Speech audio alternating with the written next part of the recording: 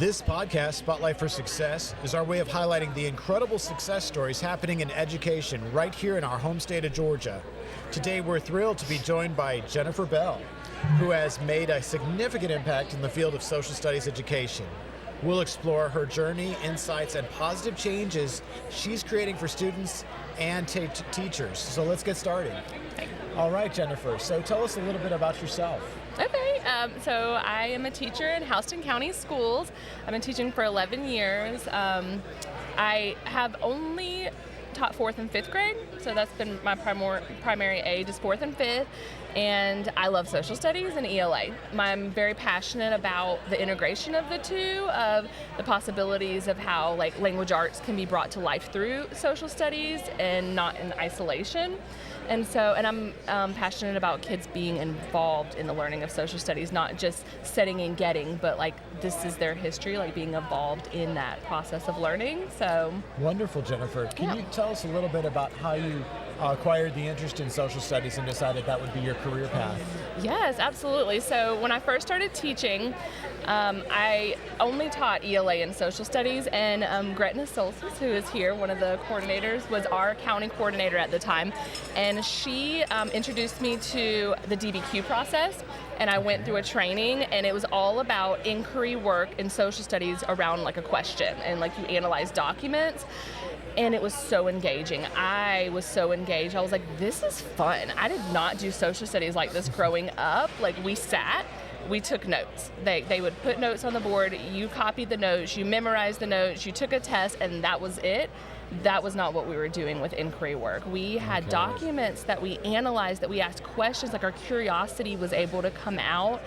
And we were able to seek answers to questions that were interesting, and I wanted to be involved in it. So I was like, if I want to be involved in this, my students are going to want to be involved in this. So I took what I learned and took it back to my classroom, and from there just hit the ground running. I teach a wide range of needs. I mean, I have students with IEPs, I have students with early intervention plans, I have students that have been gifted, I have students who all the wide range of abilities can learn the same things through this inquiry process, through the fun, engaging activities. And so I felt like social studies for a long time was only for certain kids that learned a very certain way, that could memorize, that could get information, hold on to it, and regurgitate it. Now all learners can be involved in this process, and so it's fun for them. That's wonderful. Yeah. Can you give us a couple examples of this inquiry-based education that you found wow, that was a wow or a milestone moment for your students? Sure, yeah.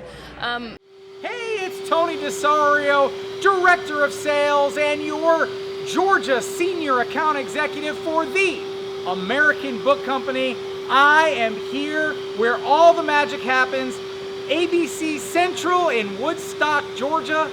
This is the place, our production center, where we produce the amazing books that keep us #1 in supplemental resources across Georgia. Why are we #1? Because our books are simple to use, and as always, they're 100% aligned to Georgia's standards, which is most important.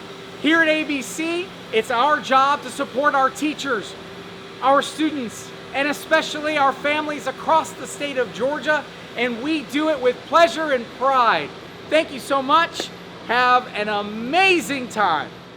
So the big thing is the primary sources. We have to get primary sources in their hands. It's more relative to them than just a passage about the secondary source, which is just information about it. And so whatever primary sources you can get your hands on, whether it be photographs or journal entries or maps even that show specific things that were documented, the kids can relate to that. And so they can connect to it in a more meaningful way. And you can build off that with the information from passages and from books, but that foundational background knowledge they're going to get from what they can connect to, what they can relate to, hooks their interest, so that then they'll want to read. Oftentimes, when we start an inquiry project, they're so curious. They're like, Ms. Bell, are there more books about this?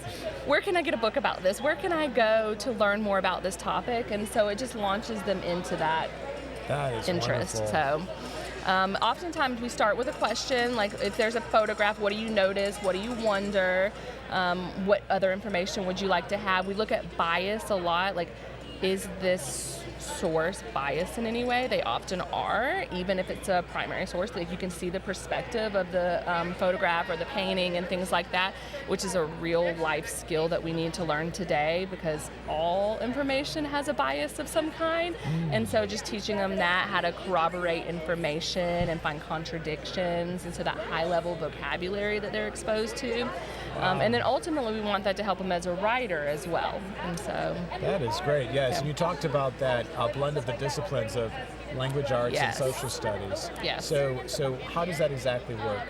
Yeah, it can work in a lot of different ways. It should work in all social studies. Instruction has literacy components, but also in your literature time block, social studies should also be reinforcing those skills. You should be using those skills with the content knowledge because they have that builds on their background knowledge. And so writing is always a part of our social studies instruction. The end result, like we want to be able to, through inquiry, learn, clarify our thinking through debates, through discussions, but then ultimately that turn into writing of some kind. Oh, wow. We use a lot of books too. We love books. Like we're presenting tomorrow actually on how you can use children's literature picture books to help teach instruction, but also hit literacy standards. So wonderful. Yeah. What a great thing to share with the community here. And I was going to ask you, well, what kind of things were you hoping to take away? So you are giving in terms of presenting, but what are your takeaways from the GCSS conference so far, and what are you hoping to bring out of it this year? Yes, I'm also inspired when I come here by all the people that are just so passionate about social studies. I feel like social studies is just getting pushed to the back burner because of time. I mean, there's been years where you get 15, 20 minutes to teach social studies. It's just not enough time. So when you come somewhere like this, that everybody is passionate about the social studies instruction, it just kind of lights a fire in you and you're ready to go back and pass that on to your colleagues and the people that you work with and help inspire them. So that is wonderful. Is there anything else you'd like to share about your work? Any things that you do, Jennifer? I mean, just that if you can keep the kids wanting to learn about history, then they're going to be lifelong learners, and we know that history is like we're living history right now, that they're a part of history, and so we want that to be like a foundational thing for them, but we also want them to be good citizens of this world. And history helps us to be good citizens of this world. Like, how do we contribute to this world in a way that is meaningful and we can learn from the people of our past? And so, just develop those lifelong learners in them. That's great. Well, thank you so much, Jennifer Bell. Again, this is brought to you by Spotlight for Success by American Book Company. We look forward, Jennifer, to hear more about you, and hope your presentation goes well this weekend, and hopefully you'll be back next year to GCSS. I sure will. Thank you. Thank you so much for having me. You're welcome.